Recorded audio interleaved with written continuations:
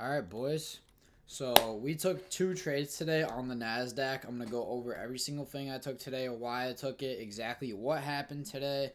Um, and we'll go over it. So we got this first trade pulled up right here. So this was pretty early into market open that I took this trade. I think this was like 9 minutes into market open. We ended up entering this position.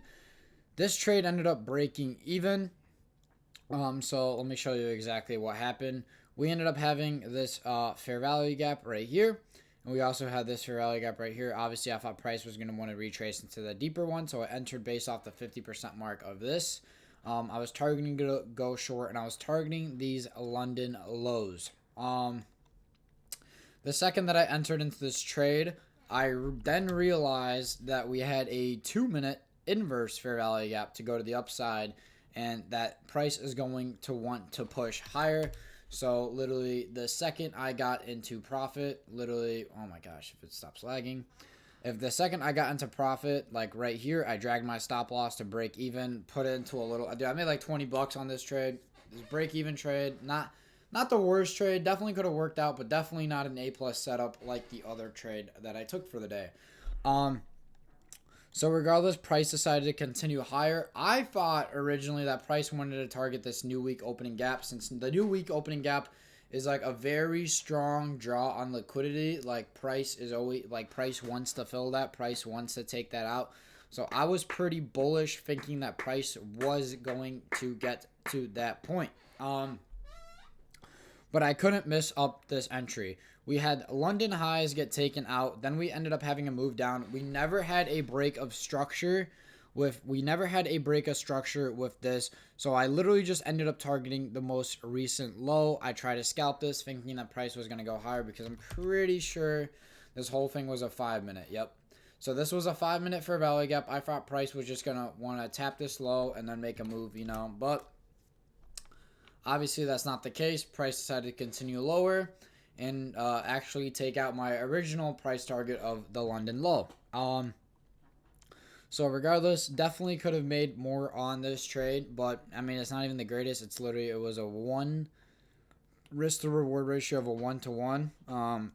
So yeah, not going to be taking many trades like that in the future, but at the end of the day, not going to complain. A win's a win. I took this trade of 3 contracts. I think I made like 195 bucks on the eval off this trade, and then like 25 on the other one or something. So we're around like 220 on the day right now. So yeah, definitely a pretty good day today. Pretty happy with the way things turned out. Obviously, price action has been looking a little bit better. Obviously, we had some slower price action yesterday, but yesterday was FOMC. On Tuesday, price action looked pretty good as well. So it's definitely starting to improve. As uncertainty is definitely dying down throughout the Trump presidency. Like, that first week was pretty awful, but at the same time, I expected that. I will be trading on the funded account tomorrow, so we are not done for the week just yet. We are still locked in, focused away, and grinding. So yeah, definitely done for the day though. Not going to be looking for anything else. But today was definitely pretty interesting. We also had multiple bearish SMTs that threw me off, thinking that price wanted to target this London low, and I kind of want to talk about that. That's the one thing I didn't like about today. We had like falsified SMTs all over the place, like especially in this morning. So obviously the NASDAQ, okay, 8:30. So let me mark this out. 8:30. Come on, boy. Template. What the hell is going on right now? That's the chart symbols. Alright, come on. Template. Market open. Alright, so market open. The second that market open, we took out these highs. I am like 90% sure on the NASDAQ we did not. I gotta make sure, I gotta be careful when I'm looking at MES and NQ. I don't want that to like start popping up in the favorites. So yeah, we took out the same thing, but we've ended up forming a bearish SMT because we never took out these highs on the NASDAQ, which we took out on the S&P.